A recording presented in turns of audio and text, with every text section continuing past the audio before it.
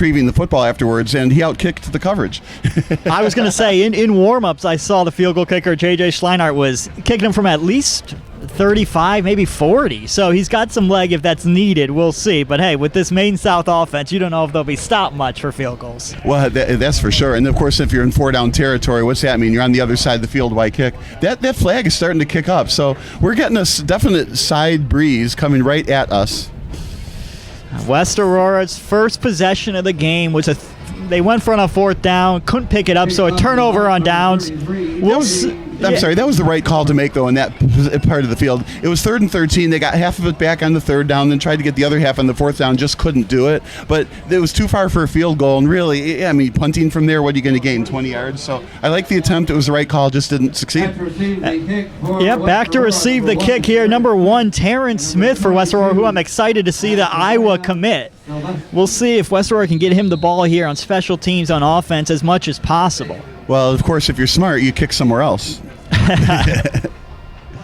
There's the kick. Like into the end zone would work. A strong leg, as we said. Yeah, so he outkicked his coverage on the PAT, right? And then he outkicked the coverage again on the ensuing kickoff. What I like about kicking it into the end zone is the other team gets the ball at the 20, so they have to go 80 yards, and there's no chance for a touchdown return. A lot of the teams will try to kick short, squib kicks, and things like that to try to control the return so it can never be a long kick, but then you're giving the ball away like at the 35-yard line or something.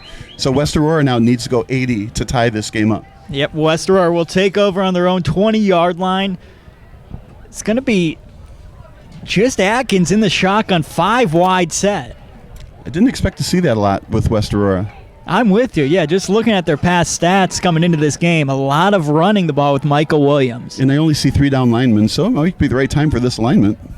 Atkins takes it. Quick one out to his right, completed. And a great hit by Maine South. Pickup of about 5. That's number 11.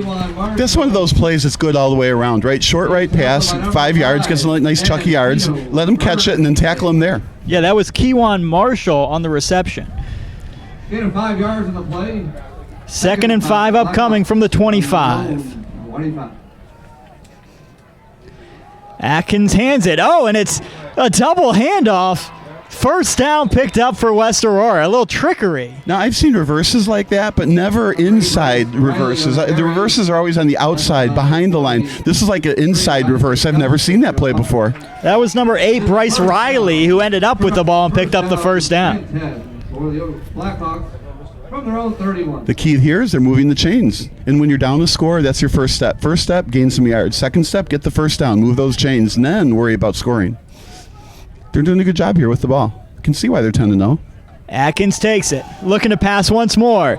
Goes deep to his right, has a man, and overthrows him down the sideline. They took their shot on first down. Which I like, especially early in the game, because what that happens then is you keep the cornerback deep. There was no safety help over the top either, so then if you cut back to the 10-yard line, or you can make those 10-yard passes over the shoulder kinds of throws, and you can gain a lot of yards, but you have to move the defense back with a pass like that occasionally. 2nd and 10 upcoming for West Aurora. From their own 31-yard line. Michael Williams offsets Nate Atkins. He takes it, gives to Williams. Not much there, bottled up, taken down, minimal gain. Looks like a gain of 1. Well, and that was a stout defensive line, right? So the blocker was, in the way, got pushed back a little bit, and the running back ran into the back of the blocker. So that was a real nice defensive stand. Now 4 down linemen here. 3rd and 8 upcoming. Atkins takes it, gives, triple reverse. Terrence Smith has it, just no space to the right. Now, He'll lose a kind of play we've never seen, right? So they handed it off twice and then pitched back the third time, went back the original direction, but Maine South was not even close to being fooled. 4th down. You know what I mean, Bob? Some of these the plays are taking a little too long to come together. Right, it was a slow developing play. But it does give Maine South something to think about. I mean, they do need to stay in their lanes on defense. You can't go and over pursue. Interesting formation here on 4th and 11 in their own territory. Now they'll send the punter back. Punt number 31, Carter. Sometimes teams do that on extra points. I'm like, just once, I want to see them snap it when they're still there. Carter Velez to punt. He gets off a low one, spiraling. Good punt. caught at their own 35 and taken out to the right. Here's flag on the play, a little bit of space. That's number 3, Joey Naughton. He'll get out past the 45, but there is a flag down. Yeah, it's going to probably be some kind of an illegal blocker holding on the return. It'll get pushed back 10 yards. That's a shame. It was good, strong, low kick, but then it looked like a good return, and the preliminary signal from here looks like holding. So we have 6:03 left here in the first quarter. Maine South's offense coming back on the field with a 7-0 lead. I feel like with Purcell, though, it doesn't matter if you're 50 yards away from the goal or 80 yards away from the goal. It's just a little bit more of a challenge for him, and boy, does he like to meet the challenge. And he's got such the ability to gain large chunks of yards, so I don't think it matters where the ball is. He just enjoys it. Okay, 70-yard challenge. Let's go. Here it is, starting from their own 30. Purcell takes it, gives up the middle. A little shake, a little dime up the middle, 10-yarder. That was First down. Yeah, that was an open field tackle that was not made. But what are we talking about? An open field tackle between the tackles. So one would say that Maine South can continue to run the ball up the middle. They have a terrific offensive line. Nico Coca-Ciolis took that one, and he's there again. And he'll get it once more. He's quick in the backfield. Taken down from behind there by number 37, Ramon Brown. And I don't know why you wouldn't keep it on the ground, other than Purcell's a fantastic quarterback. I mean, if you're going to continue to gain on the ground, you got to keep it on the ground, I think. There was a change of pace running back there. Nico coming in for DeLumo. DeLumo's back in now. South from their own 47-yard line. 2nd and 6, Purcell.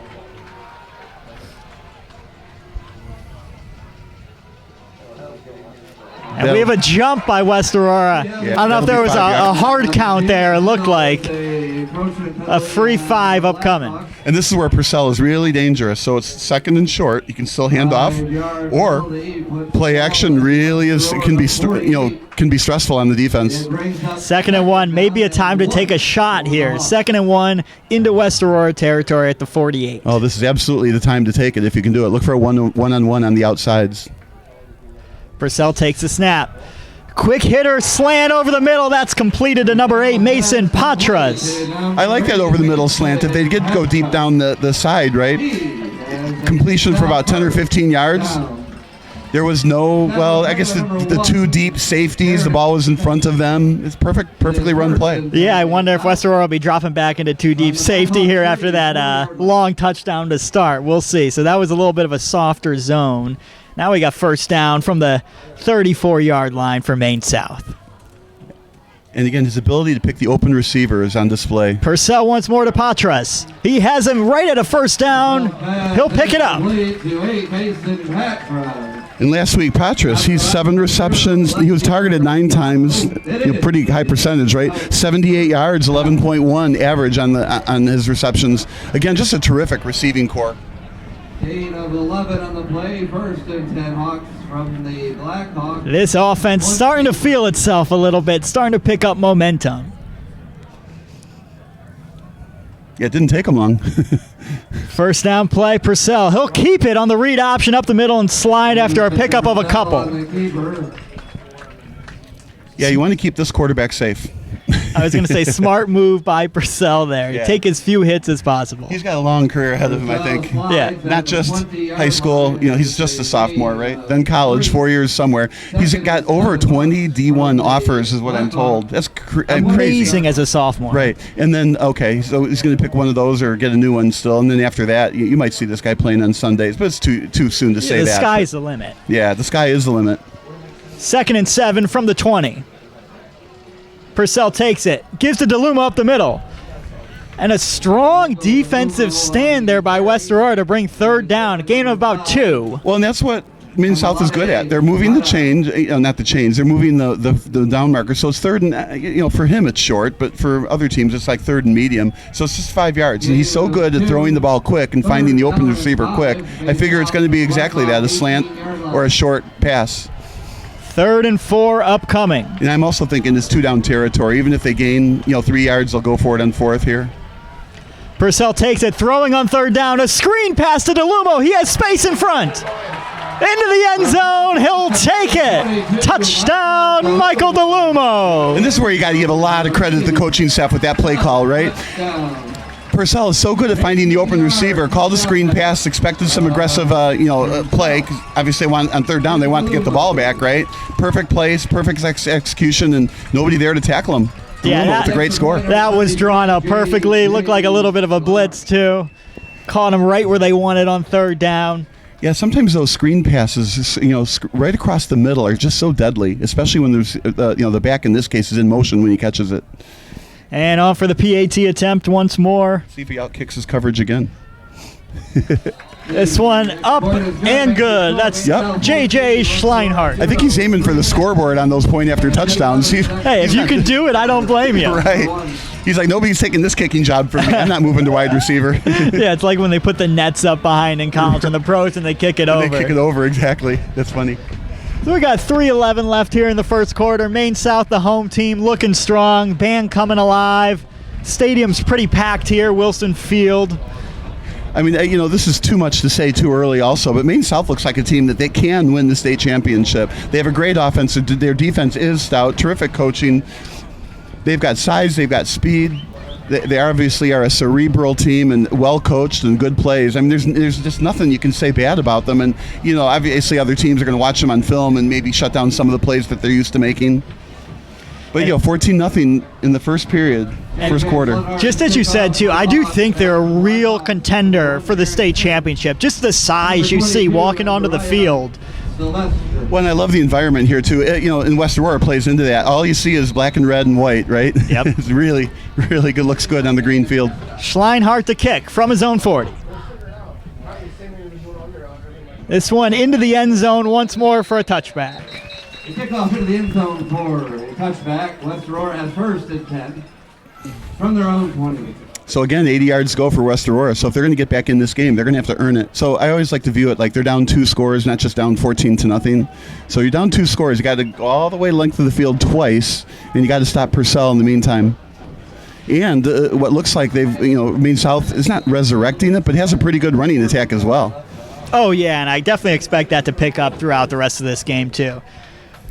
So under center, Mason Atkins, we've seen a lot of formations and some trickeration from West Aurora to start this game. They'll give this one right up the middle, nothing there. Trickeration, that's 4 syllables, isn't it? Trickeration. I'm hoping that's a word. West Aurora handoff to 22, Azariah Sylvester. I can't do those 4-syllable words. Azariah Sylvester there up the middle, picked up maybe one, met immediately on that one. And that's the thing, if you're West Aurora and you are a running team, 2nd and 9, is for them, that's long. Now 2nd and long. That didn't mean to get snapped then. Atkins has to throw this one away. Wasn't expecting that snap. Some miscommunication there with the O-line. That took a bounce. I've never seen that. Bounced off the track and into the first row of the seats. Hey, a souvenir for someone. You're right. It was a good catch by the crowd. So 3rd and just as long. Yeah, I'm surprised there was no flag on that one, but well, yeah, 3rd and 9 upcoming. I'm glad there's no flag on that one, though. West Aurora will need their first chunk play of the game here. Yeah, and this is a big play for them. We say every now and then, here's a big play. There's about a dozen of those in the course of the game, and this in the first quarter still, so it's a big play early on. Atkins takes it. Short one out to Terrence Smith. Can he break any tackles? Excuse me, that was Kewan Marshall. Short one there. He picks up about 2. 4th down upcoming. And Maine South did a great thing. Of all the receivers, it's open. Let the short receiver be open, and then go let him catch it, right? And then get him from behind, wrap him, tackle him, and now you got a punt, and you're going to get the ball back somewhere around midfield. Now, last time was a pretty good punt and a pretty good return with a holding call. 4th and 9, West Aurora from their own 21. 4th down and 9 coming up. You have to imagine they'll fall back into their punt formation. Flags to stop this one. Procedure? I don't know. Yeah, it will be a false start on West Aurora, moving it back 5 more. 5-yard penalty will push the ball back to the 16-yard line. It is 4th down and 14, West Aurora from their own 16. They practice their formations a lot. I don't think I've seen one similar formation throughout this game from West Aurora. To punt from his own 1. Gets off a good one, spiraling out past the 50, makes the returners move back. A nice over-the-shoulder catch by Joey Nunn.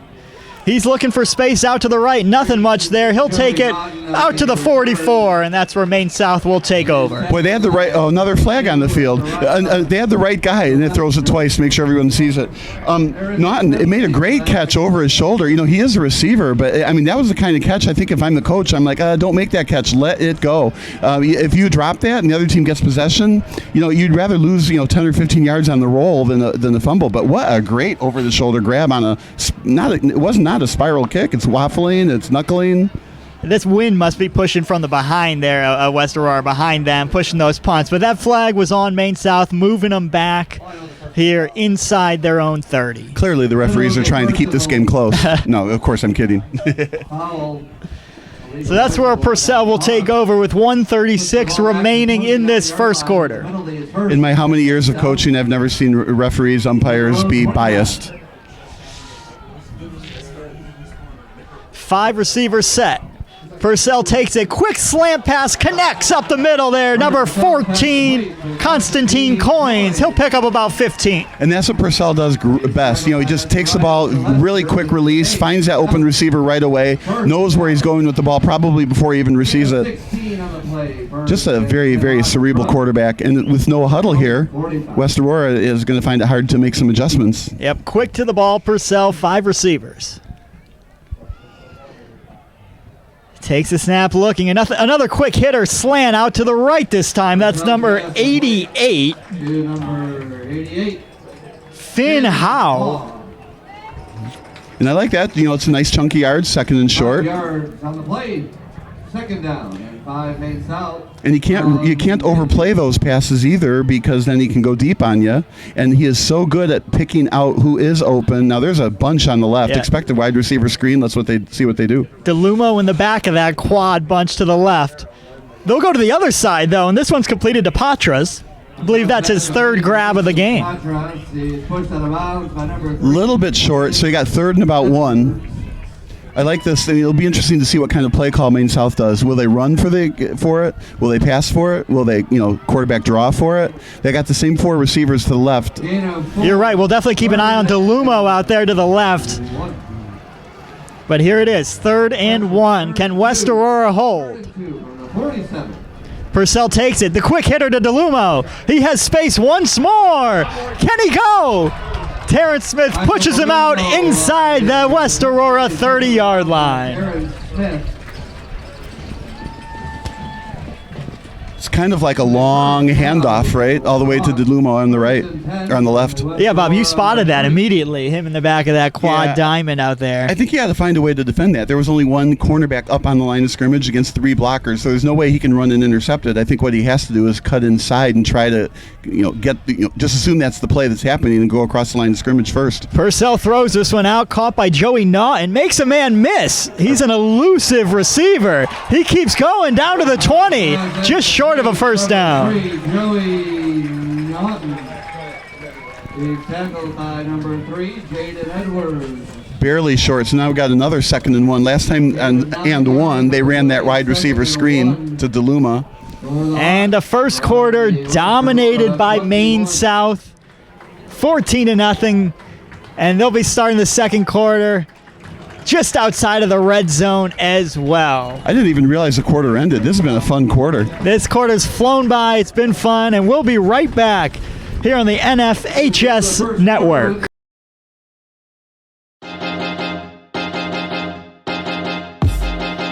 High school sports fans, relive your favorite moments. Just click the shopping cart below the video player to get your digital copy today.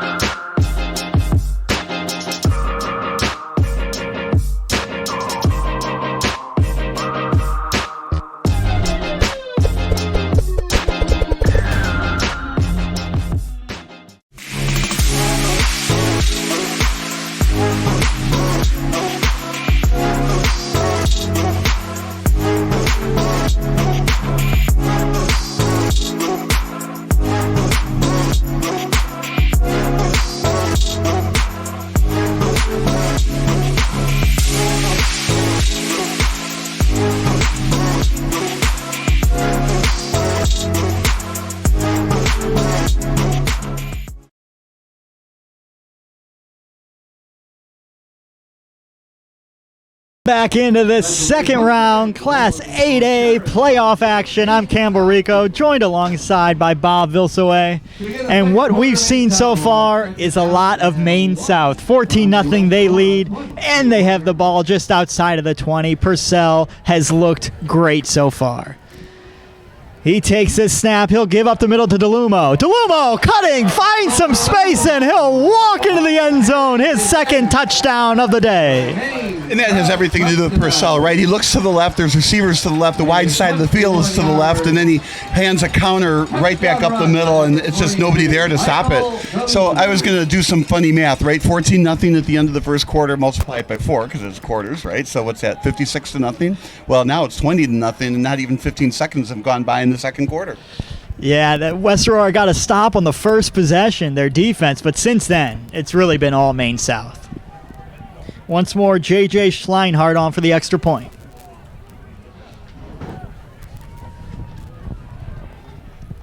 The snap, the hold. Up, and this one has some leg. I think that would have been good from about 40. 11:54 to go in quarter number 2.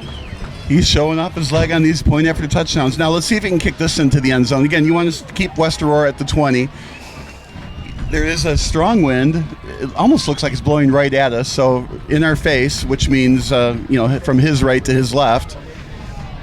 I think he'll be able to put it in the end zone again and have West Aurora start at the 20, and you want that. You don't want any kind of return. And we'll have to see what West Aurora does here to answer on offense. They've picked up a couple first downs, moved the chains a little bit, they've run a lot of different formations, tried different things, really no plays down the field yet. So we'll see if they, reach further into their bag of tricks or just try to dial something up to get the offense going. Or if they have a larger bag of tricks, but I feel like they are trying everything. I mean, they do have a large bag of tricks, different formations, 3 handoffs on the same play. I mean, they're trying everything to figure out how to get through, Maine South's defense. So Maine South, as much as they are great on offense with Purcell, the defense is very, very good as well.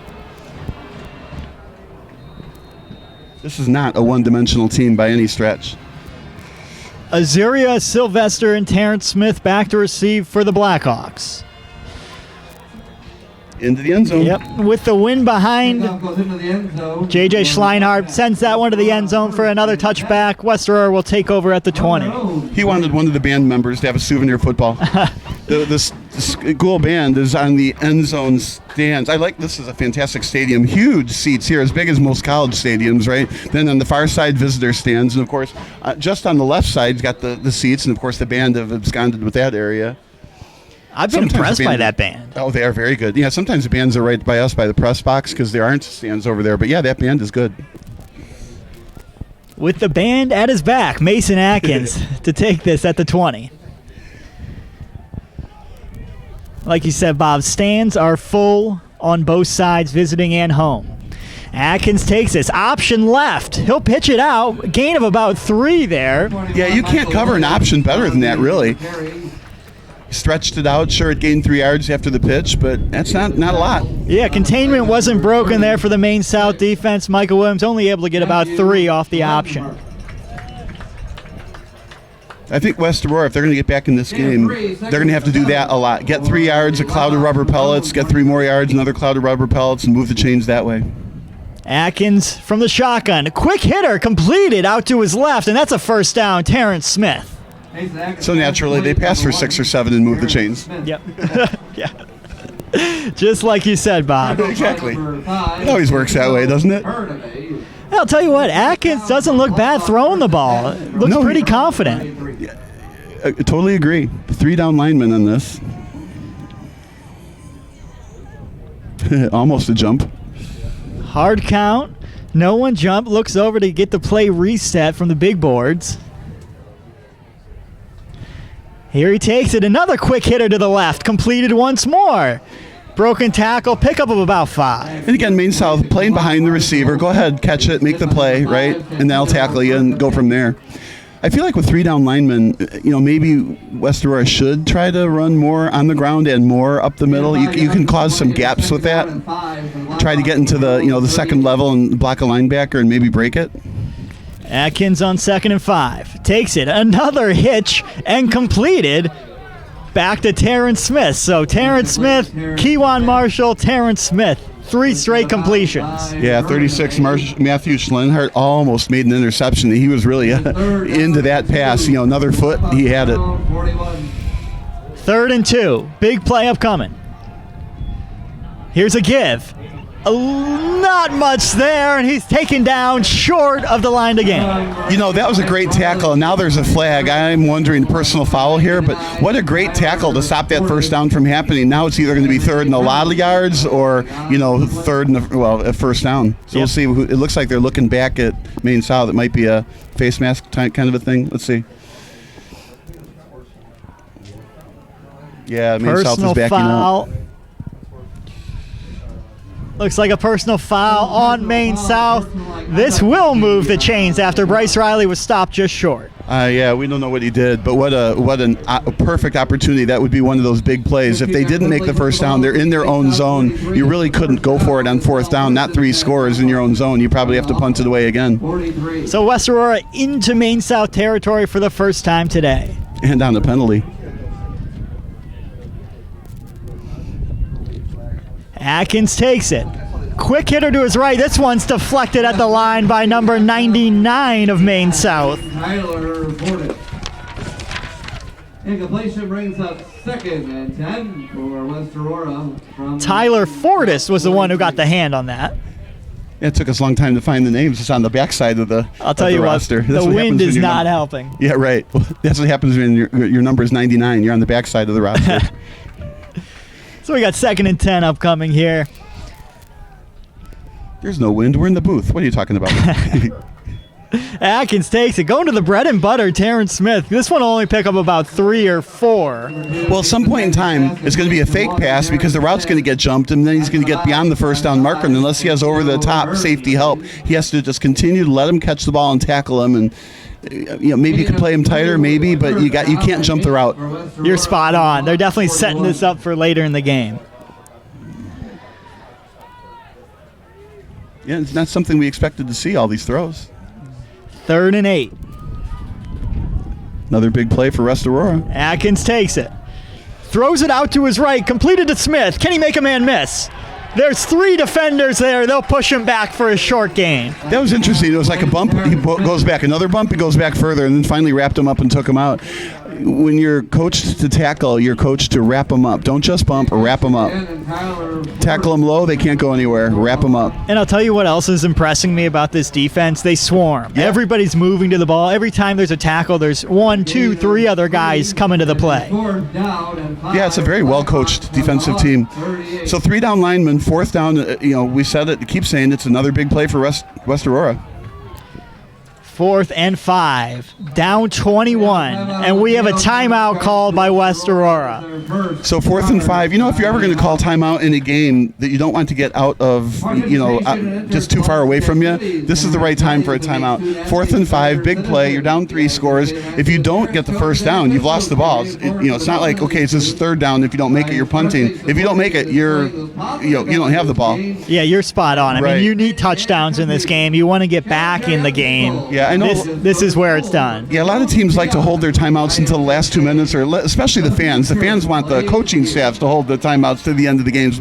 But there's far more valuable times during the game to call timeout, and this is absolutely one of them. Well, this definitely feels like kind of a pivotal moment coming up. I mean, you pick up this first down. There's 9:22 remaining in the second quarter. Hey, you never know. Maybe control the ball for a little bit longer. Take a couple more minutes off the clock and score. You're kind of right back in this.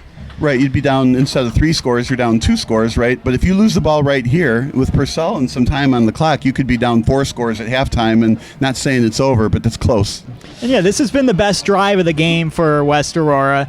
They've really found it through the air with some quick hitters from Atkins. Now, the wide side is to the left, so one might assume roll to the left, but that's a hard roll to the left when you're a right-handed quarterback. They need 5 yards. The short side looks like he's double covered. Atkins takes it on 4th down. Quarterback draw. He's draw up the middle. No space there, met by a handful of Maine South defenders. So the receivers all went downfield. The hope was he could break through a hole in the line, and then the coverage would be too deep to stop him from getting that first down. It was nicely designed to play, but Maine South had other ideas. They just clogged the hole and stopped them. Dean Arvanitis led the charge. Number 11, Jake Cantel, was there as well on that fourth down stop for Maine South. Well, that big play didn't go West Aurora's way, that's for sure. I do like the play call, though. I like the idea behind it. You know, send everyone downfield, see if you can get a little space for the quarterback draw. It just didn't work out with a strong defensive front of Maine South. But here we are with Purcell taking back over. He'll fake it and keep it up the middle, pick up about 8 on first down. Again, I get a little worried. I mean, this guy's a great athlete and a great runner, and but I don't know that I would be asking my quarterback to gain yards on the ground here. I want my quarterback healthy. I'm right there with you. Yeah. I'm a true believer in sliding if you're a quarterback. I mean, so much depends on you. Right. I mean, I suppose if the game is 21-20 and it's 2 minutes to go in the fourth quarter. Yeah, there's a time and a place. 2nd and 3 for Purcell. He's got 5 receivers. Swings it out to DeLumo. Can he make another play? I mean, he's been all over the place on offense for Maine South. That was, back to Purcell on that. That was a very low and fast snap. And again, the athleticism there, he got really low and be able to pick up the ball and still make that completion really, really quick. Because when you're taking your eyes off the defender, when you catch the ball, you're kind of not exactly looking at the ball. You're kind of catching it almost by instinct, right? Well, that one, you have to catch it with your eyes in your hands. So he has to take his eyes off the defense and still complete that play. Very good play. 1st and 10 upcoming from the 39. We're about to tick under 8 minutes to go in the second quarter. Wide side right. Purcell slings it to that wide side, caught by Joey Naughton, and he can't break away. There's a swarming defense from West Aurora. They almost read that play perfectly. I'm intrigued by that wide receiver screen. It was well executed. The throw was quick and the throw was fast, but man, West Aurora shut that down. Yeah, I'll tell you what, just with that much space for the throw, there's a little bit of time for the defense to kind of get over there, get their feet set to make a play on. Joey Naughton's been slippery today. Well, and I like this. Okay, so the pass went to the right side, so that means the wide side now is to the left, and Purcell's left-handed. So I would expect to throw to the left or keep the ball on the right hash for third down and throw to the left. So this would be a good opportunity for a draw play. Well, no, that's gone. Purcell on 2nd and 12. A screen here caught by Mason Patras. He's got plenty of space. Can he go? Terrence Smith, the only man out there for West Aurora, and he'll make the play. Maine South offense is just so creative. What a great play call. First down. Like 1st and 10 inside the red zone at the 15. I like that electronic first down, or that electronic, what do you call it, the down marker. Yeah, we're moving up in the world. I remember the ones you had to click and then it'd always be broken. Right. Showing like 4th down and it's 2nd down. But exactly. Here's 1st down from the 15. Looking for another score is Maine South. DeLumo looking for his 3rd of the game. He's got some space. Can he get to the corner? He dives! Looks like he just stepped out at the 2. He wanted that touchdown, though. It would have been his 3rd of the game. Maine South first down. Marked out of bounds at the 2-yard line. So you got 4 downs from the 2 to smash it in. Now, Maine South isn't the smash mouth football, so I don't know if they'll run wide or run up the middle or another quarterback draw play, but the receivers probably will be 5 of them in the set. They'll keep a lot of the defenders away from the middle. Yeah, this big offensive line is leading the way down here from the 2. DeLumo, no, it's a fake to DeLumo. Purcell will walk into the end zone. Now I like that call when you go in untouched. That's like 2 untouched. Nobody touched them. That is how it's done. And say, DeLumo's got his already. Purcell wanted his. So 27-0. Not even midway through the second quarter. Yikes. Maine South is just showing off now. And you're beating up on a 10-0 team. Yep, 10-0 West Aurora. Regular season did not play a game within 25 points.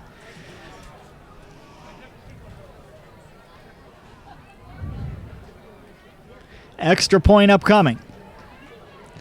And this one's blocked. That's blocked by number 3, Jaden Edwards. They didn't like the announcer saying that Maine South was just showing off. They're like taking exception to that. You're too far. We're going to block this. And we were hyping up the kicker too. Right. In quarter number 2. Well, yeah, with 6:41 to go here in the second quarter, it's 27-0 Maine South. And, last week we talked a lot about it earlier. Their win over Naperville North in that first round of the playoff was tightly contested, 49-42. The offense, putting up 49 points. They're well on their way there tonight. But the defense, really showing up here against West Aurora. I like what we're seeing down. I don't know if the cameraman can pan down there, but there's a giant TV set on the track, and what looks like to be the whole defensive unit is there. Maybe that's the offensive unit that's all staring at the TV and looking at the replays. That's like real-time feedback. What a great setup that they've got. When did this all happen? Right. You know what I mean? Oh, wow, we just got an update. Jacob Vittel, who scored that first touchdown, is in a walking boot. Right foot out for the rest of the game, it's looking like. Wow, that's not a great update. Or it's a good update, but a bad outcome of the update. So here's the kick into the end zone once more. And yeah, as we said, Jacob Vittel, the first touchdown scorer, and now in a walking boot. Looked like he got maybe rolled up on in the end zone after an amazing one-handed catch. Right, it's probably exactly what happened. Last week we talked about it, 4 receptions, 68 yards, a vital part of the offense. That might explain why on that extra point they had an extra tight end in there rather than a fourth receiver. That changes things. Now the question is, you're in a walking boot. How long do you need to be in the walking boot? Exactly. Can you play next week, right? Exactly. And it also doesn't help your reps during practice either. Yeah, and I think he knew immediately the way he stayed down. West Aurora taking over, 6:41 from their own 20. Atkins, he found a little rhythm last drive. He's looking, scrambling. Throws it downfield, has a man! Oh! Is this caught? I don't think so. Incomplete, just off the hands of Reese Powers. Now, we don't have instant replay here on the field, right? So if the referees said he caught it and you can't argue with it. But no, it was not caught. It looked like he had control until the ball bounced on the ground. Yeah, I was thinking he had a chance at it. A nice play by Atkins, creating space there, scrambling around, keeping the play alive, but couldn't connect. Time. Yeah, the 3 down linemen were not able to rush his throw. So West Aurora, I think, is in a passing formation a lot more than I think they expected to be. Atkins from the gun, looking downfield. This one falls short of Reese Powers. It is third down. Through to the wide side there. Had to use a lot of arm to get it out there. Yeah, both those receivers were out there, right? Yeah, it looks like Powers and Marshall. I'm not sure who it was actually intended for. Yep. Kind of fell right between them.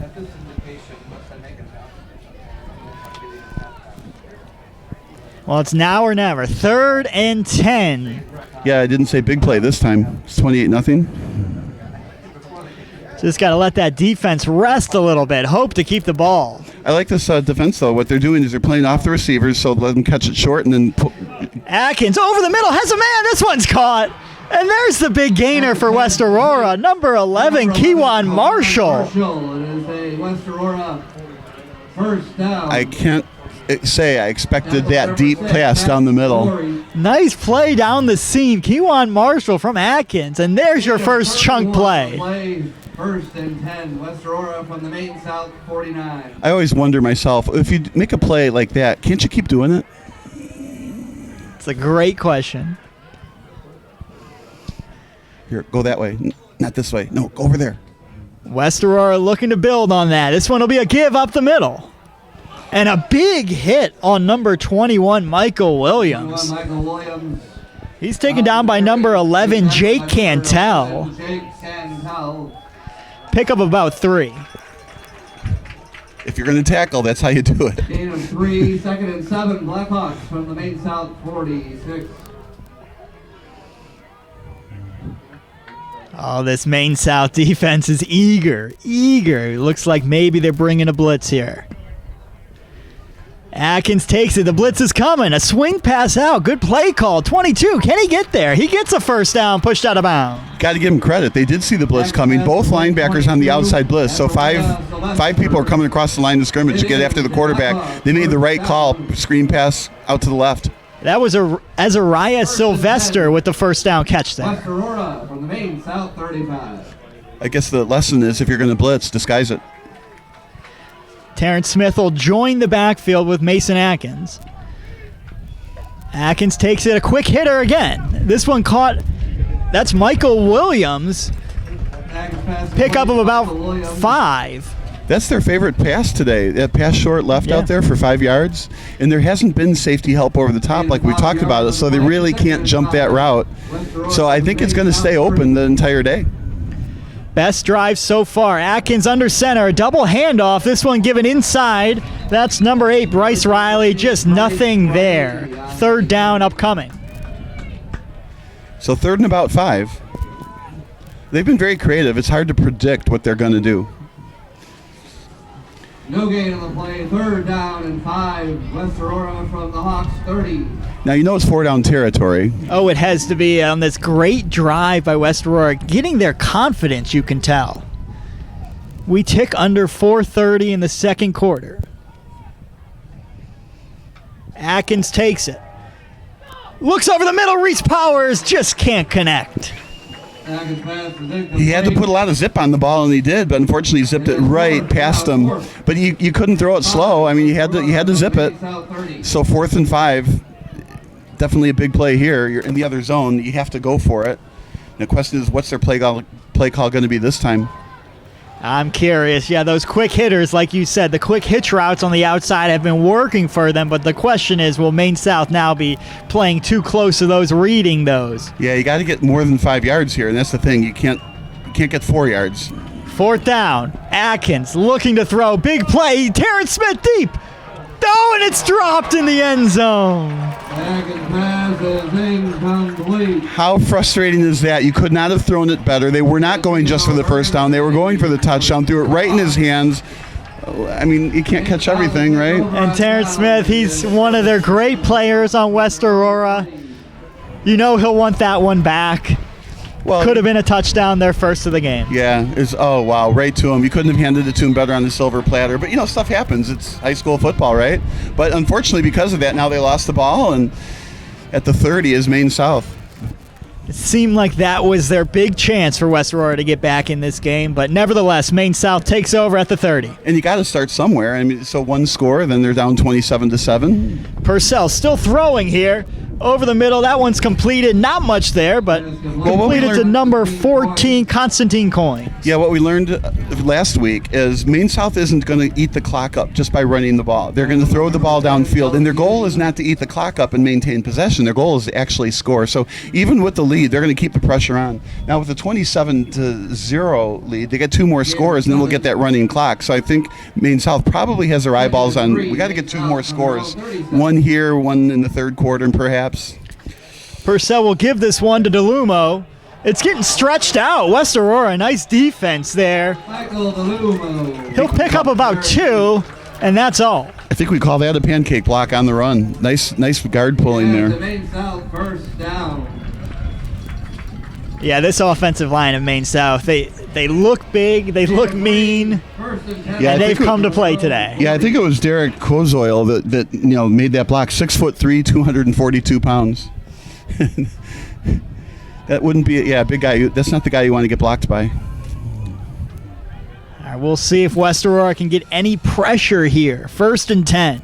Purcell looking deep, throws it. Oh, and just out past the outstretched arms of Constantine Coyne. But again, he picked out the right receiver. He picked out the receiver that was open. Had to throw it early. He didn't stay in the pocket for very long. There's really little chance of sacking him. He just gets rid of the ball so quick and makes the decisions so fast. I think, if anything, on the overthrow, maybe he had to put it up in the air a little higher. But on the other hand, there was some safety help back there. If you put it up too high, that's how it gets picked off. And you have some wind behind you, too, going this way, going right to left. So maybe he simply misjudged the wind. 2nd and 10.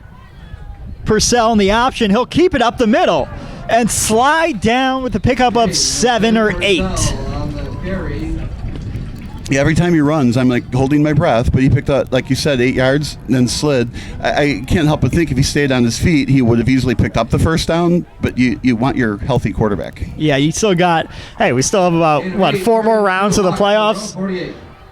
Or 3 more rounds of the playoffs after this. There's DeLumo up the middle.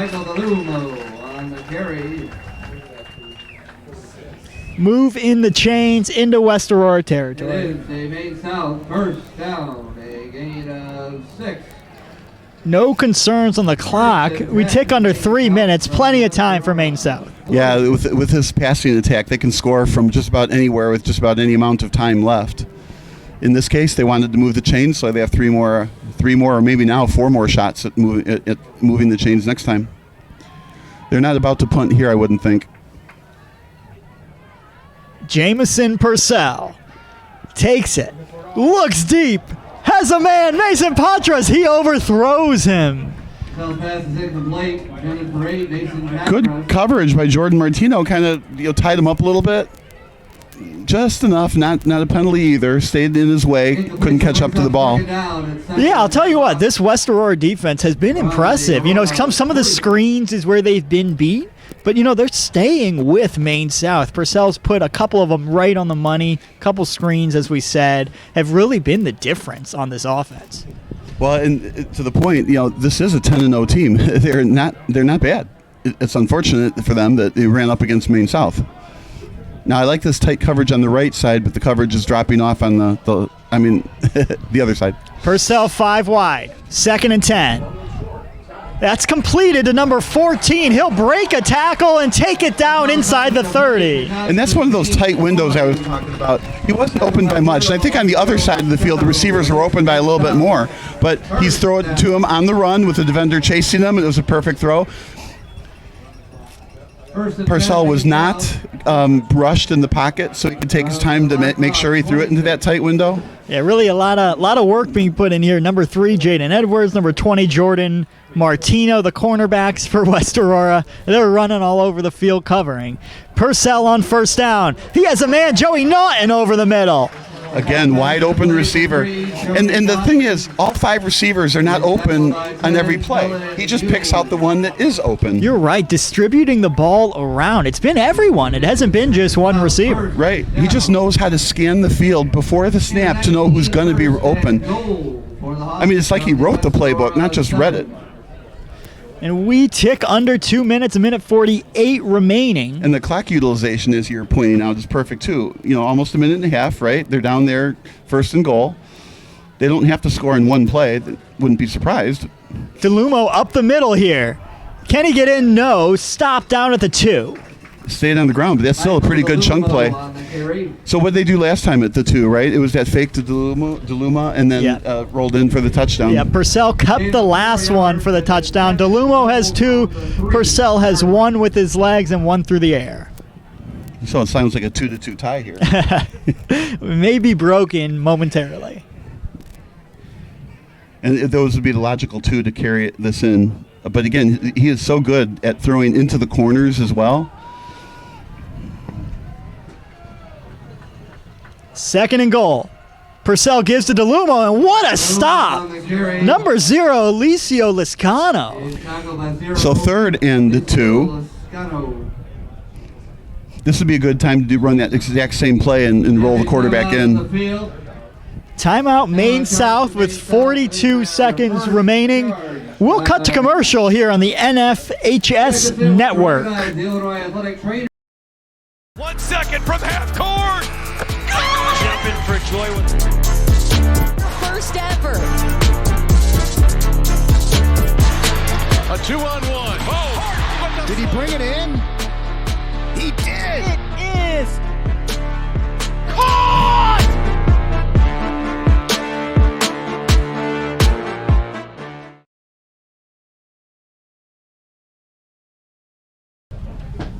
And we're back at Wilson Field. I'm Campbell Rico, joined alongside by Bob Vilsoe. We have a 27-0 game. Maine South leading West Aurora with 42 seconds left before the half. So they got 2 options, I feel like. Fake the middle and quarterback roll in just like last time, or take, and do that twice, or pass twice and see if they can't score that way. And I'm going to take that. I think they're going to pass it twice. I mean, one of them's bound to work, right? That's I think what they're going to think. We'll see what they do. I think I'm with you. I think they will keep this in the air. Wonder how much the time remaining has to do with these play calls, but we'll see. Purcell from the 2. Looking to throw. Quick out to Naughton. Caught. Touchdown, Maine South. A very sure-handed Naughton on that score. Caught the ball right at the end zone. All he had to do was tumble in. Nice call right after the timeout. Now I got a 33-0 lead, so you really only need one more score at the beginning of the third quarter to get a running clock. 33-0. J.J. Schleinhardt on for another extra point. Last one was blocked. But yeah, I'll tell you what, Purcell, he's really found a rhythm here. Yeah, he's the real deal. Well, I mean, 20 Division I schools, can't be wrong, right? And there's a jump. Now, I always wonder if they jump, it's 5 yards, but of course it's not 5 yards, it's halfway to the goal line. They did miss an extra point earlier. You can't help, you want to go for two, but I mean, I think the margin is too far. They'll just kick it again. Yeah, maybe if this one was a bit closer. Right. They just decline it. Yeah. I almost don't like to decline it, though, either, because then they can keep doing it. Yeah. Then we're here all day. Well, that, or they do get a jump and they do block the next one. But okay, they're used to hiking it from the 2.5 yard line. Let's just do that. So they got a hall pass. Snap down, kick up, and this one is booted through once more. 34-0. Maine South leads West Aurora. And that PAT was farther than the first one on this side. Wow, I don't know how many of us were thinking 34-0 at halftime. I'll tell you what, Bob, I was not. I mean, I know before the game, as we were kind of coming on air, talking about it a little bit, you expected Maine South to have the advantage. I don't know if I expected it to be this large. Yeah. Well, my formal prediction was, 42-14? Hey, it could happen to slow down a little bit in the second half. Yeah, but I don't see West Aurora. They're moving this this change a couple of times, but they've shown, I guess that pass was dropped in the end zone. The last drive for West Aurora was their best of the game. A lot from Mason Atkins through the air. He found a rhythm. They had a chance for a touchdown.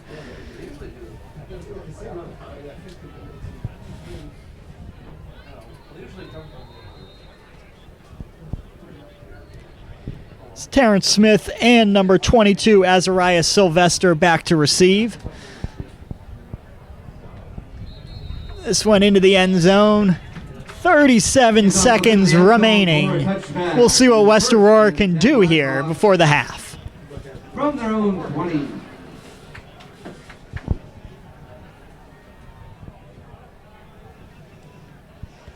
Bob, you're right. I am enamored by the televisions, the defense, or the offense is watching now. So the defensive TV is on the right, the offensive TV on the left, something like that? Yeah. Man. Which one has a bigger TV? 5 receivers, 37 seconds left. They're going to have to put it in the air here. Atkins, quick hitter to Smith. Good thing getting the ball back to him after he dropped that touchdown last drive. Yeah, that was well put. Whether he scores a touchdown or not, give him back his confidence, catch a short one, and move on. 5-yard gain. Maine South, of course, will take that. Does stop the clock. 2 timeouts remaining for West Aurora. West Aurora from their own 24.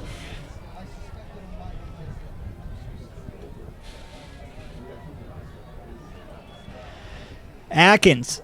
This one a bit wild, looking for Smith again. A little bit of alligator arms on that. That was a high throw, and he was, if I reach up for that, I'm going to get it right in the ribs. I think I'm letting that one go. And I'm just waiting for the pump fake there, and to take it a little bit deeper. Yeah, we are going to see that later, I'm sure. Well, right now there's an awful lot of safety help over the top, though, so now's not the time. 3rd and 5. Atkins swings this one to Marshall. Marshall looking to pick up that first down. He will. Expect a timeout.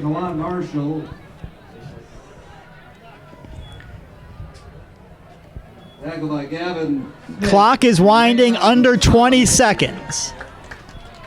This is a first down, 1st and 10. No urgency here for West Aurora. Looks like this may be the last play of the half. Caught out there, Reese Powers, and he is hit. That's Santino Bernabe. Yeah, Maine South is a very well-coached team on those short passes. Let them catch it and then just make sure you tackle them.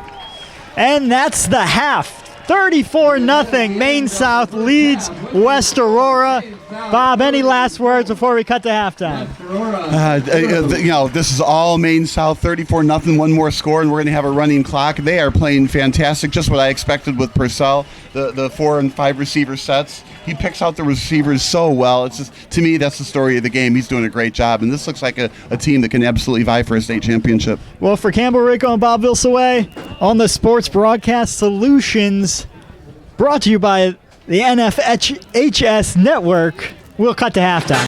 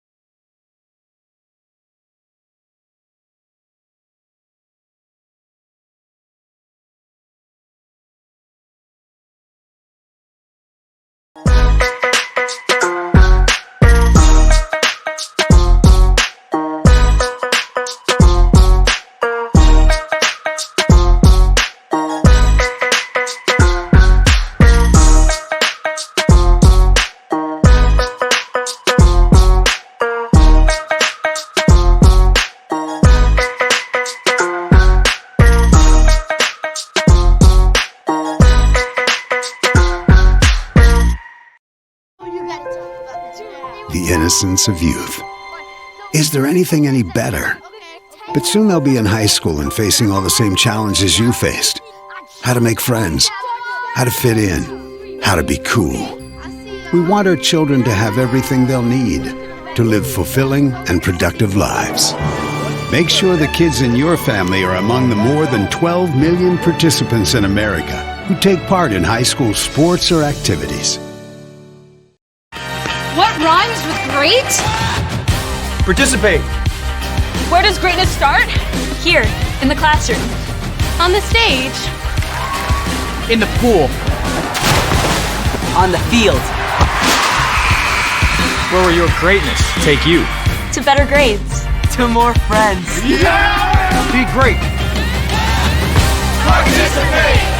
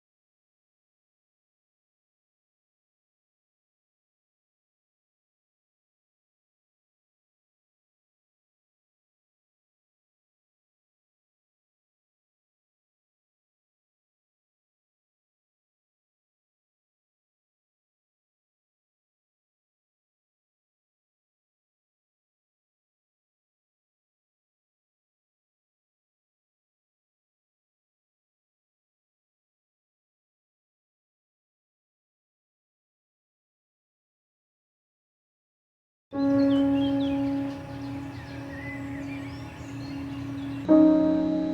high school gym used to be packed most nights. Not anymore. Do you know why? Because bad behavior by fans, especially adults, has caused a shortage of game officials across the country. You see, without officials, we can't have sports. Don't let this become reality. It's time for a change. Let's bench bad behavior for good.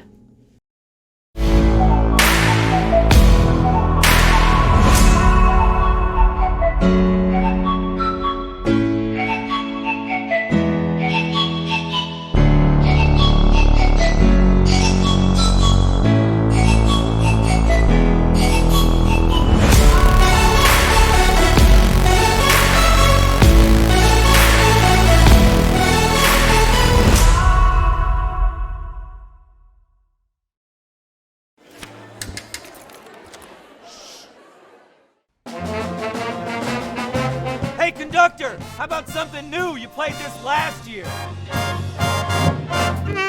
Come on, get your head out of your sacks. Shh, we're trying to hear. Well, I'm sick and tired of hearing your kid play the wrong notes. Where's my kid solo? At least you can see your kid. Why is my kid stuck way in the back? The conductor only plays his favorite. My kid heard that solo! You saying I did? Yeah, Come on! What's wrong with you?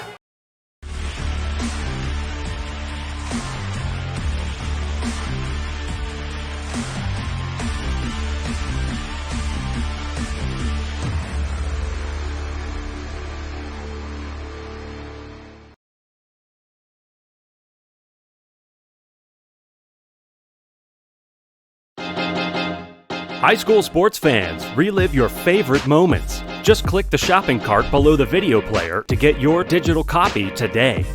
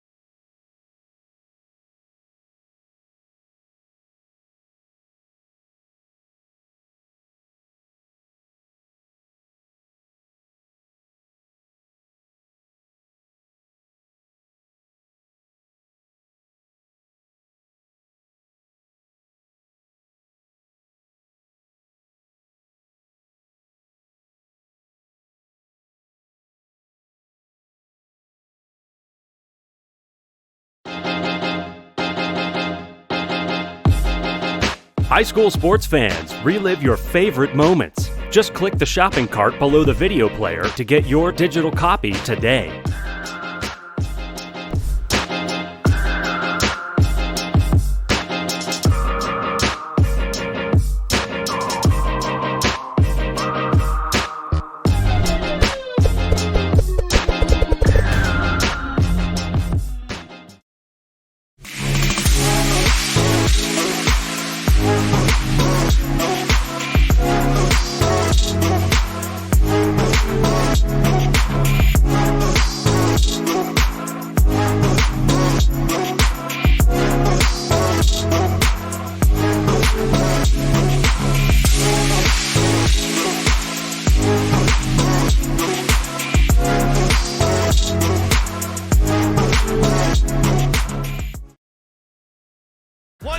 From half court! Jumping for joy with First ever. A 2-on-1. Oh! Did he bring it in? He did! it is! Caught!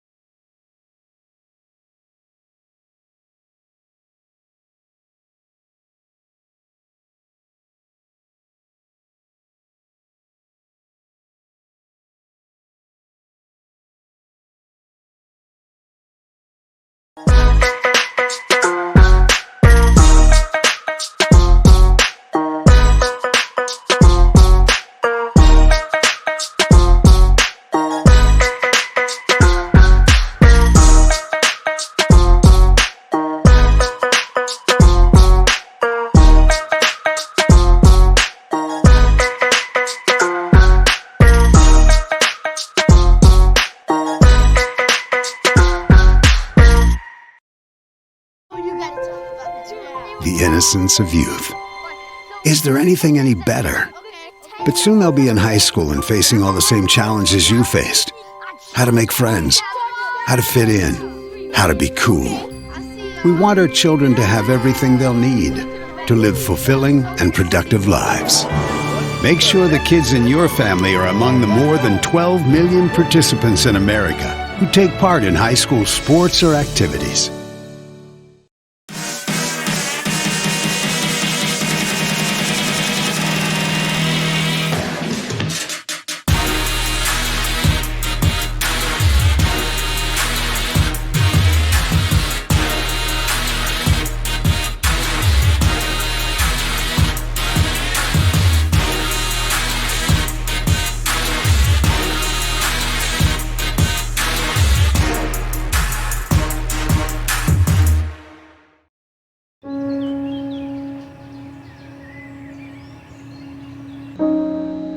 This high school gym used to be packed most nights. Not anymore. Do you know why? Because bad behavior by fans, especially adults, has caused a shortage of game officials across the country. You see, without officials, we can't have sports. Don't let this become reality. It's time for a change. Let's bench bad behavior for good.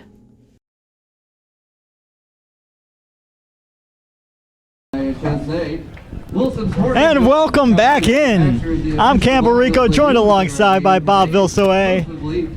We're broadcasting the Maine South Hawks and West Aurora Blackhawks second round playoff action, where we stand 34-0. Maine South leads this one. Really a dominating first half performance. Jamison Purcell, 2 touchdowns through the air, and he ran one in. DeLumo, 2 touchdowns on the ground for Maine South, and their defense has looked very strong as well. As I said, this is a second-round playoff game. Quarterfinals would be coming up next week. Maine South, 2 quarters to get there. I always like to talk about the adjustments that the teams have to make at halftime, because even though it's 34-0, you're West Aurora, you're still thinking to yourself, what do I got to do to get back in this game? I don't want this to be my last game. There's always a lock combination, if you do it right. So what adjustments do I need to make? And of course, you're on your Maine South side, it's a little bit easier, right? You're up 34-0. You don't want to change anything, but what you do want to do is get that first score, because once you get that first score, then it becomes a running clock, and the game will be a lot faster, and it'll be essentially over, right? Exactly, like you said. Like once you get that first score, then you can kind of peer down the road a little bit. Not yet. We still have a ball game. West Aurora is going to start with the ball, and hey, this first drive is going to say a lot for how this second half will go. And we're underway. And as usual, about our sixth touchback. But so back to West Aurora and the adjustments. Okay, earlier in the game, they were kind of a running attack, and they have a great running attack, and that's why they're 10-0. Okay, but clearly they're not just a running attack only team, and they were able to make the adjustment into the second quarter, and they did a lot more passing, 4 receiver sets, that kind of thing. So the question is going to be, now it's 34-0. You've tried running, didn't work. You tried passing, it didn't work. What adjustments can they make? Even I don't have the creativity. We're going to find out what they came up with. They did run a lot of interesting plays, double and triple handoffs up the middle. First play of the second half for West Aurora. Atkins throws it out. That's completed to number 17, Zach Tama. Now that's one play that has been automatic all day. That pass short left, and then like I said, there is not safety help over the top, so they really can't jump that route, and it's been 5 yards whenever they want it. Yeah, that seems to be where they're at their most comfortable, those short passes. 2nd and 5. Atkins trying to get his team back in this game. Another one out to the flat. This one's caught. Tackle broken. He'll push out towards close to that first down marker. He'll be about 3 yards short. That was Bryce Riley on the catch. So 2 catches, 2 pass short left. They need a first down. The wide side is to the right. I'm thinking, keep the ball on the right side or into the middle. But pass it. Don't run it. 3rd and 3. And it's not 4-down territory because they're so far in their own end of the zone. Atkins takes it. He'll throw again. And this one off the hands of 17, Zach Toma. Deflected away by number 5, Santino Bernabe. Number 5, Santino Bernabe on the coverage, tight coverage, forcing that incompletion. Yeah, I pretty much said enough of this. We're not letting you do that again. And here comes the punting unit. So 3 times, 3 same plays in a row. It's been there all day, and finally he took it away. I'm a little surprised at the punting unit coming out. Yeah, well, no, I really think it's something that you got to do. Except so far they're not punting. Joey Naughton, Michael DeLumo are back to There we go. Here we go. Yeah, I don't think I would make in my own zone 27-yard line 4th down. Carter Especially Velez. when one more touchdown causes the running clock. He'll boot this one into the wind. Fair catch called by Michael DeLumo just at the 43-yard line on the Maine south side of the field. They'll take over with 11:17 remaining in the 3rd quarter. So this is an important drive for Maine South. If they can punch it in, the game will go very, very quickly after that. And if they don't punch it in, well, then it's a matter of time. That first drive of the game, Maine South was stopped. Since then, it's been 5 touchdowns. Now, I would expect them to run on the first play, but I'm thinking, Maine South is not the kind of team that's going to run the clock out. They are going to continue to pass. We'll see what they do here. Michael DeLumo gets this first down. Carry up the middle, 5-yard pickup. So good chunky yards there. Tackled by That's something Maine South is so good at doing, getting the first 5-yard gain. So it's 2nd and 5, and then it becomes like 3rd and 2, and every time that allows them to either run or pass to continue to move those chains. They don't like 2nd and 12 or 3rd and 13 or something. They continue to make positive yards on their plays. Jamison Purcell takes the snap, fakes to DeLumo. Over the middle to Naughton, that's too high, and he takes a hit to the ribs. That falls incomplete.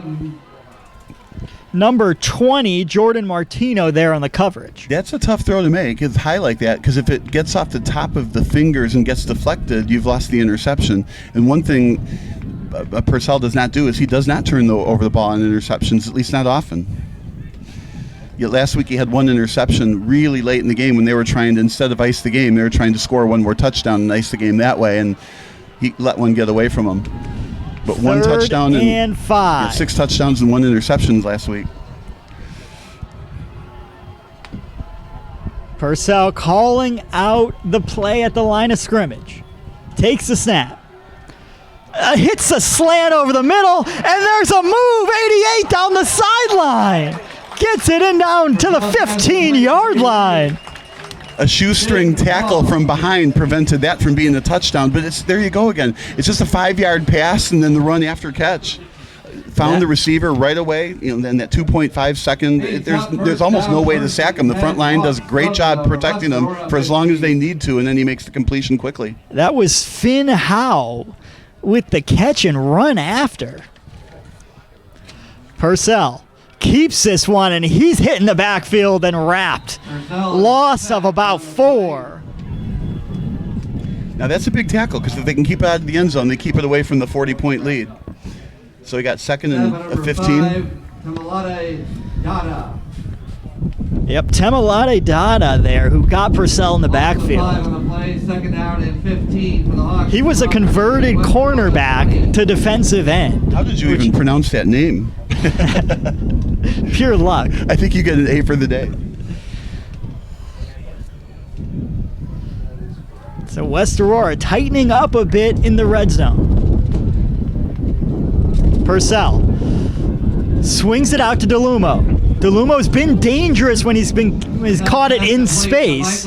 Now we're up here in the press box, so we don't see it, but he had a little bit of Matthew Stafford in him there. Looked one way and passed the other.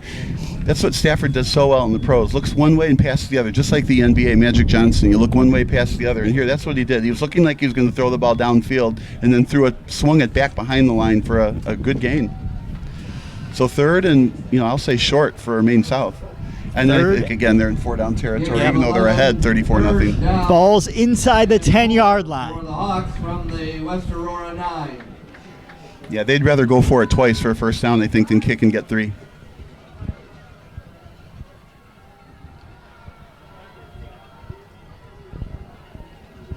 Purcell on 3rd down. Looks to the end zone.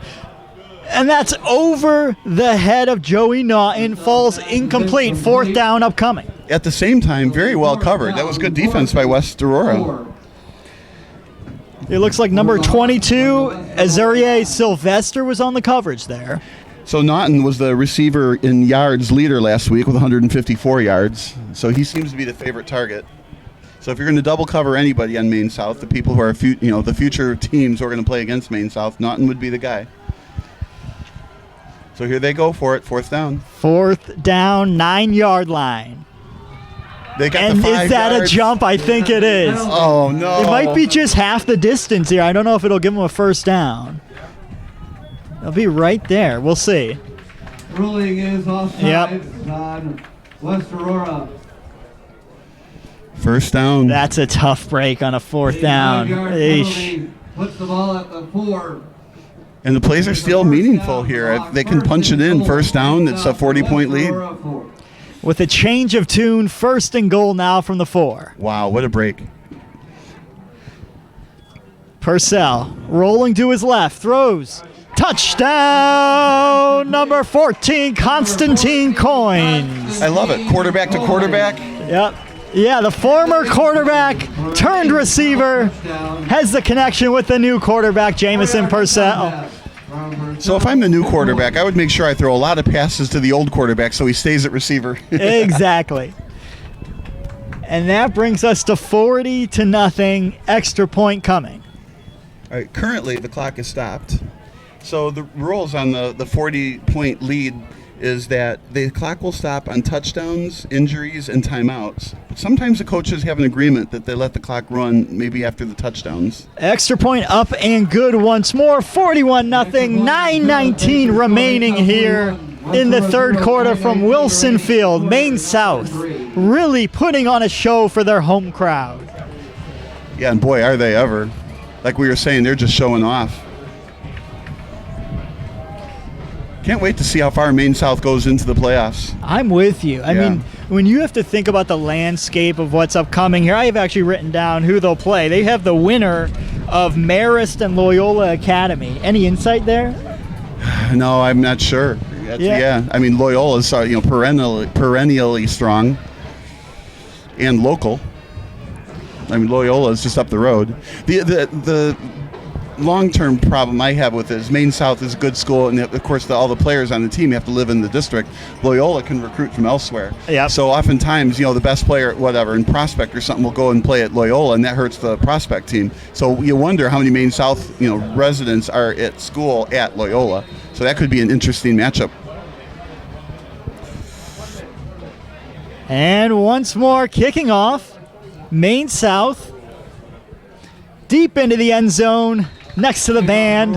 The band's been playing their hearts out throughout this whole game. Yeah, and this is just me, and it's an opinion, right? But we have 8 A's here in different 8 levels. I'd like to see 4 levels of public schools and 4 levels of private schools, or maybe it's 5 and 3 or something like that. But I feel like it's not fair when the private schools play for the state championship against the public schools, when the private schools can recruit and the public schools cannot. It's worked out well. I'm not saying it's broken. I would just like to see it that.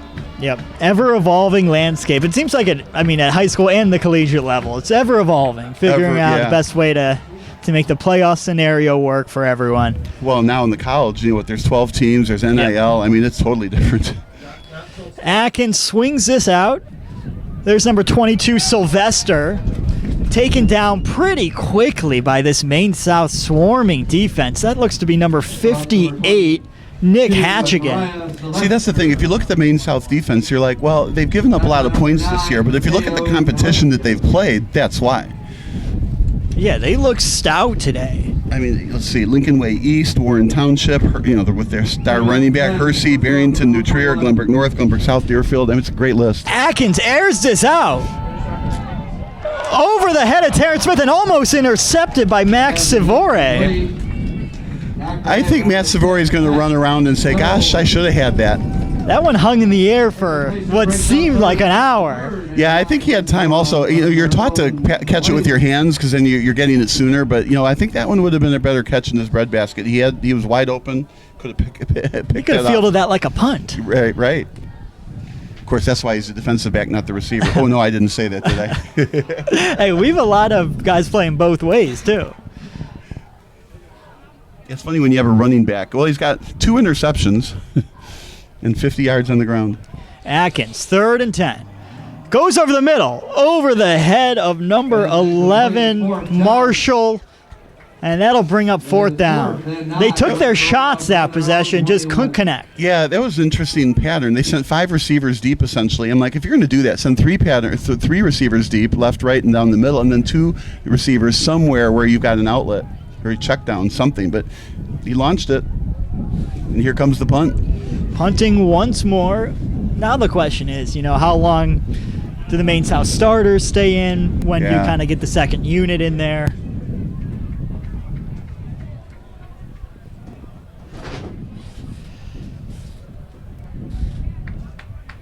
And we do have a running clock at this point.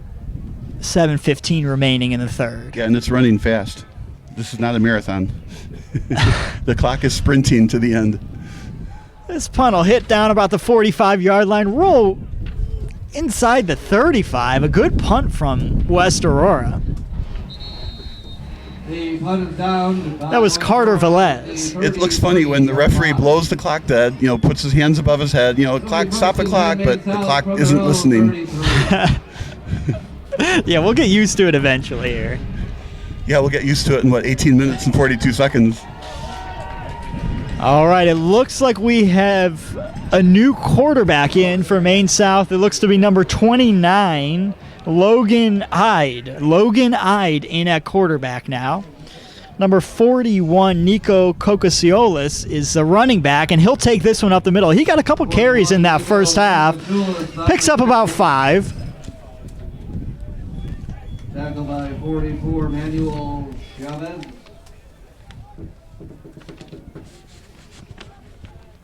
Gain of 5 yards, 2nd down and 5. Last week, number 41, Kokosiolis, had just 1 carry. That was it.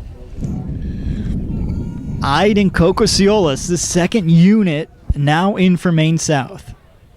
Ide hands it once more. Kokosiolis, he is shifty. Picks up the 1st down and a little bit more.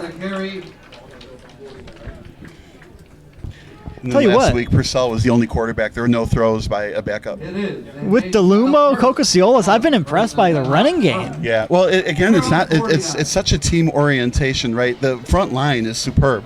They're able to hold. They're just 5 linemen. They have 5 receiver sets all the time, and nobody can ever sack the quarterback. And of course, they're good on the run game as well. Ide with his first throw swings it out to number 88. There's a flag down. I believe this one will be coming back. That was Finn Hall on the reception. He has a few today. The referees want to call a holding penalty, would be my guess.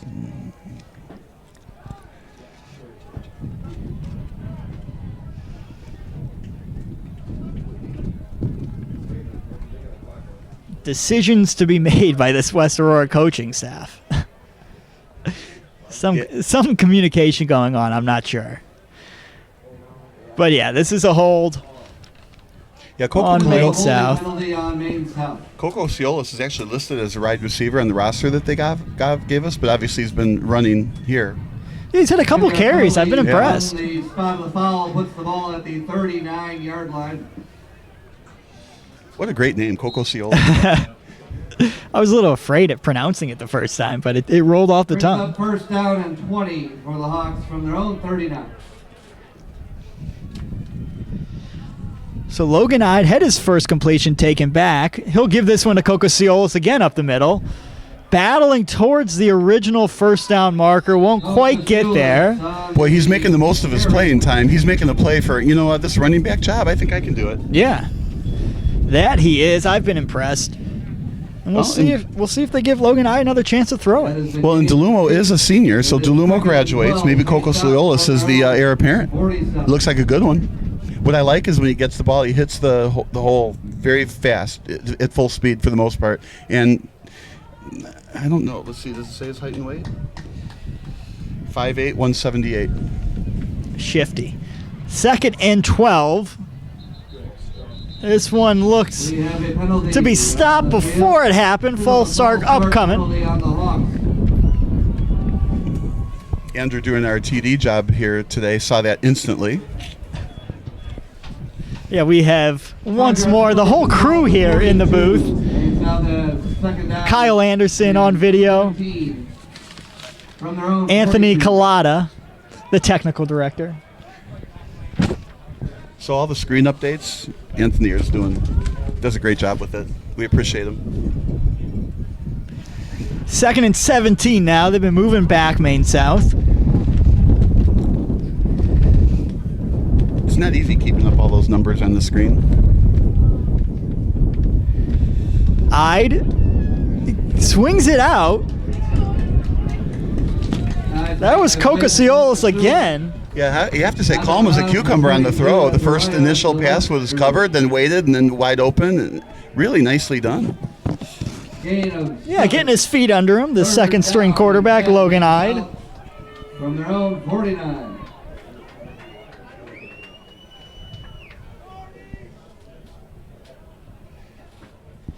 Third and a full 10 upcoming. We're about to tick under 2 minutes, and now, once this running clock gets going, you look up, you're like, wow, 2 minutes go in the third quarter. It's getting a bit darker out. But he's getting some quality time here, even though it's a running clock. It's been a running clock and it's going to be a running clock for a big part of the game. 3rd and 10, West Aurora's fans making a little bit of noise. Logan Ide on the screen. That's caught. Kokosiolis. He'll pick up the first down. My, oh my. He can't be brought down. So Anthony handed us a rain forecast. So rain is expected to start in 8 minutes. So you hit it when you said it got a little bit darker. So the rain clouds are coming overhead, and we're going to see some rain in 10 minutes. The question is going to be how much. Just what we want. Yeah, hey, we're covered in the booth nicely. Lucky for us. From the Black Hawk 34. Later on, Kyle and myself are going to be at the Geneva game, and we don't know if we're going to be in the press box or outside. So, There's Kokosiolis really leaning on him this drive. He's making the most of it. Picks up 2 here. He is making the most of it and doing a great job. And like I said, I like how he hits the hole at top speed. Gain of 2 yards on the play. 2nd down and 8. At 178 pounds, though, not sure how many tackles he's going to break, so I feel like he's got to go around the blocks rather than around the tackles, not through them. Maine South no longer rushing to the line, huddling up, slowing down, getting the play calls. Well, I like the way the play calls come in straight from the coach on the side. Sometimes it's fun to watch the posters, SpongeBob and Gary and musical notes. And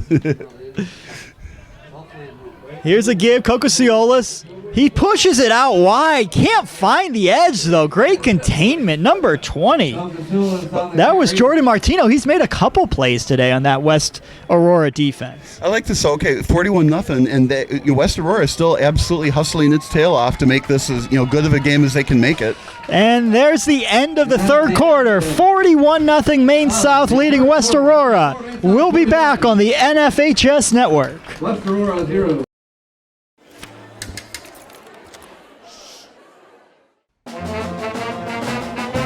Hey, conductor, how about something new? You played this last year.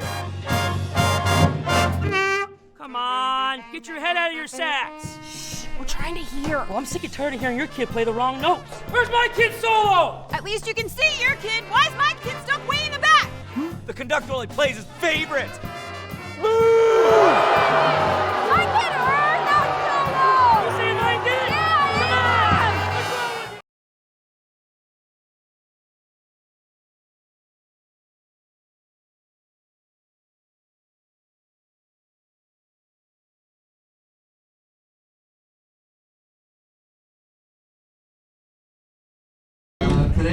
And welcome back into Wilson Field, Maine South, West Aurora, this second round playoff action. I'm Campbell Rico, joined alongside by Bob Vilsoe.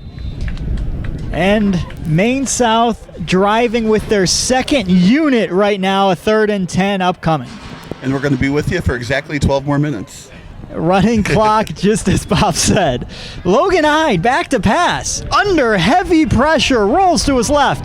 I think the ball's out. He goes down, holds on to the ball. That was number 37. That's where you got to be careful. You're running to the left, right, but you got the ball still in your right hand, thinking you might want to throw it, so you might not be securing it quite right. And, of course, the linemen are like, boy, I want that football. That was Ramon Brown, who almost knocked it out, got the sack. Yeah, this is a good job. And we're going to see a punt. How many times have we seen punts from Maine South? That's the first of the game. Yeah, I can't remember any. Looks to be number 78, Henry Hughes, defensive lineman and punter. And it looks like, I mean, even though it's a crosswind, now the flag isn't blowing too much, but it feels like a crosswind. Yeah, I don't know how far this is going to go. Oh, didn't we see a punt the very first possession? That was didn't go very far. You're right. Yes.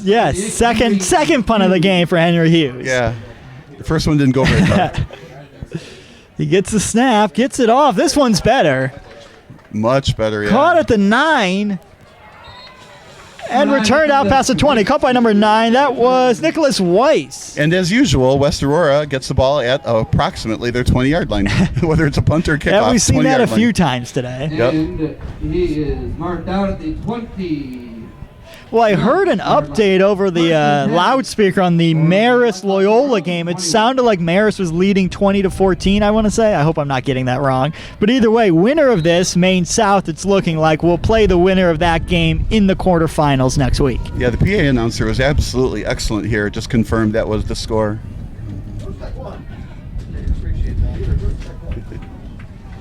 Mason Atkins still in there for West Aurora.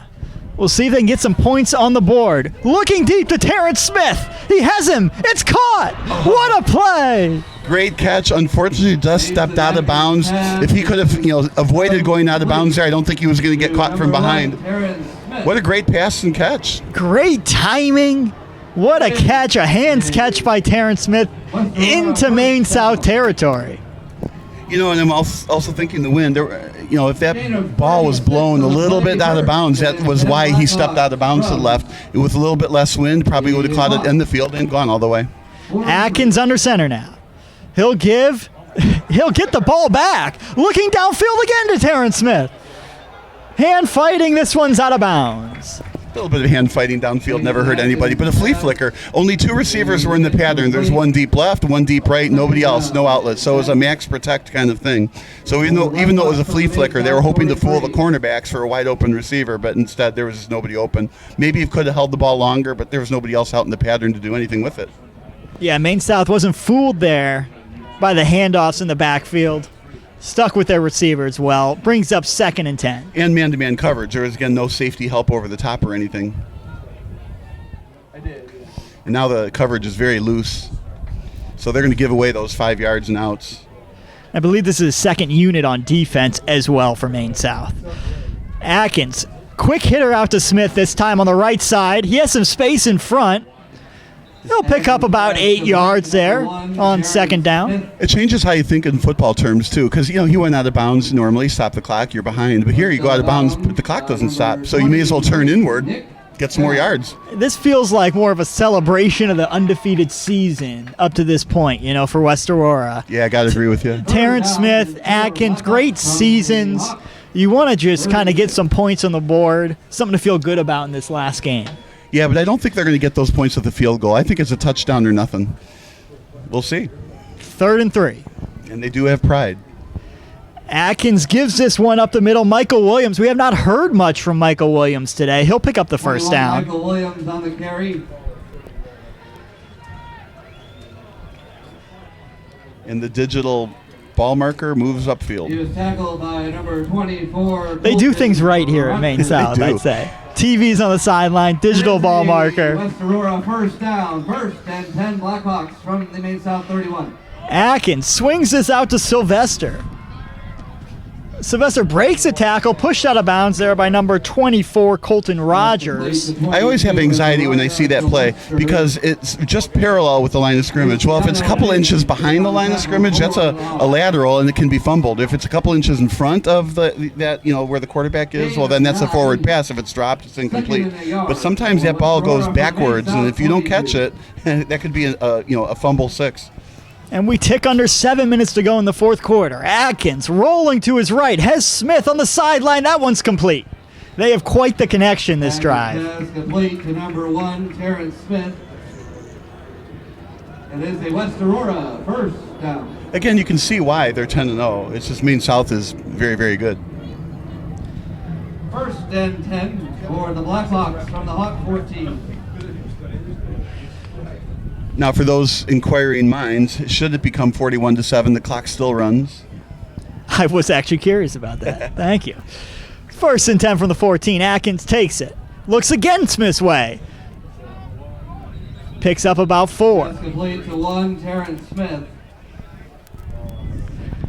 Really pumping the stats here on this drive. Well, the Atkins to Smith connection. Yeah, he wants to pump one stat. Yep. I do that to my players all the time. They're very interested in their stats. I'm like, there's one stat that matters. It's the win. Yep.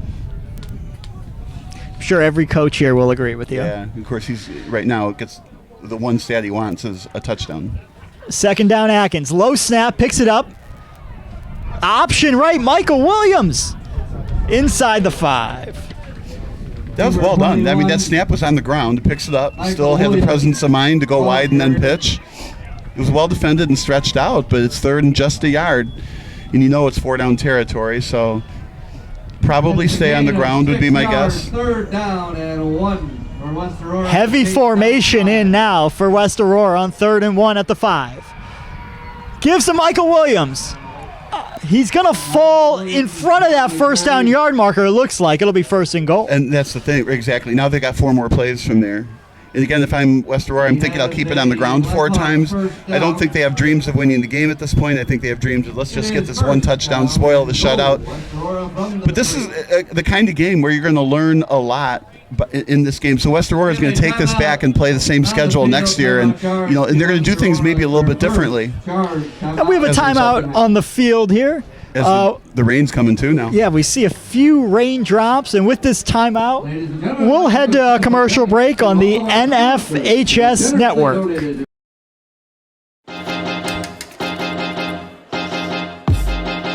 High school sports fans, relive your favorite moments. Just click the shopping cart below the video player to get your digital copy today. Come on, get your head out of your sack.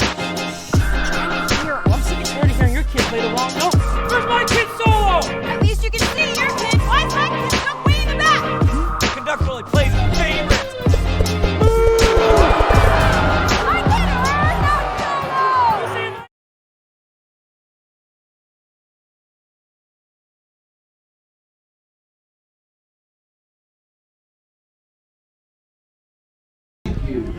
And back underway with fourth quarter playoff action. West Aurora 1st and goal from the 5-yard line, trailing 41-0.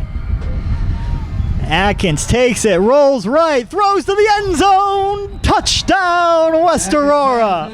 That's number 13, Reese Powers. Boy, that's got to feel good, huh? That's a great feeling for West Aurora. Caps off a strong drive. I think this rain is absolutely chasing some people. People are sprinting from the stands here. Sprinting, good not word just for because it. of the touchdown. Right.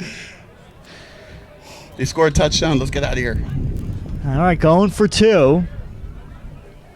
Atkins gives. It's going to be a throwback to Atkins. He'll wind up with it eventually. Just no space out there. He'll lose some yardage. No good on the conversion. Some more trickery. With 4:41 remaining in quarter number 4. No. South 41, West Aurora 6. So we do see the clock stops after the touchdown, and of course timeouts and injuries. So the clock is stopped while the kicking teams come out. 41-6, 4:41 remaining now, just at the end of this second round playoff game. And as we've said a few times, a great host, Maine South. Really impressed by their team. We think they are a real state championship contender. Very excited to see what they do moving forward, of course, next week, facing the winner of Loyola Academy and Marist in the quarterfinals. The road's only going to get tougher. And on the West Aurora side, what a year, 10-0. A win last week against Huntley, 31-21, their closest game of the season. And they came in here to Maine South, and they've really given their best effort this entire game. Yeah, it's one of those things where, I mean, there's nothing to be ashamed of, but you don't even go there. You're like, they should be very, very, very proud of the season that they've had this year. And hopefully they can continue again next year. But like I said, they're going to learn a lot from this game to take into next year that maybe they can go deeper into the playoffs. And I think I saw a stat, actually. Their first 10-0 season since 1946 at West Aurora. Here's a kick onside. And it looks like someone stepped over the 40 before it was kicked. A false start on a kickoff. You don't see that every day, but... I like that try, though. Yeah, and you got an onside kick here. I appreciate that. I would have kicked off deep. I mean, that's just me, because it is a running clock. But offsides... Wonder if they'll try it again. To me, it was a surprise that they did it, but now that they've done it once, let's see them do it again.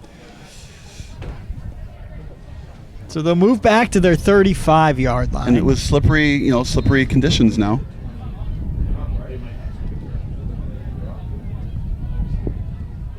Oh, they'll fake and go to the left, and this one's just going to go right out of bounds, skimming on the kind of wet turf now. There is no shortage of trickery on this team. I mean, do they have 3-hour practices every day? I mean, they're putting in different formations, got 2 different onside kicks.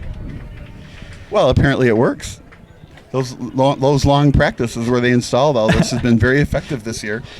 Since 47? 46. First 10-0 season since 1946. So a lot to be proud of.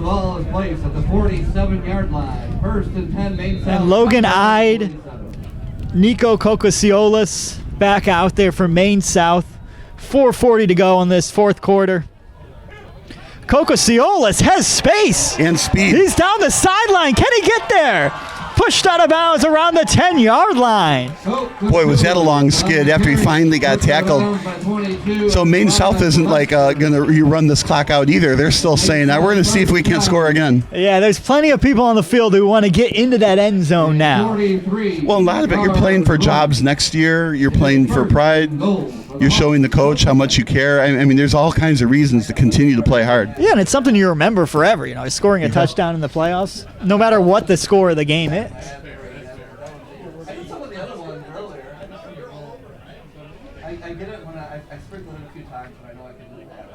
Kokosiolis up the middle. He shakes. Thrown down at the 5, thrown down by number 44, Manuel Chavez. Those 178 pounds are not easy to tackle. No, he is shifty. Yeah. I liked his deke into the middle and then broke it to the outside and gained a few more yards after that. He definitely uses his speed. Now, if you're going to use your speed like that, I'm thinking go wide. And it doesn't matter if you go out of bounds or not. The clock's going to keep running. And they do want to score. You can tell. Their body language, the whole team, they want to score. Run left. 3:20 remaining. Logan Ide in the shotgun. Kokosiolis, he's earned it. Keep giving it to him down to the 1-yard line. They got to give it to him again. Everybody in the stadium knows it's got to go to him. Of course, what's going to happen? It'll be a fake handoff, and then the quarterback will sneak it in. I get one of these. My turn. Kokosiolis has done everything this drive. Down to the 2-yard line. They got 2 tries here.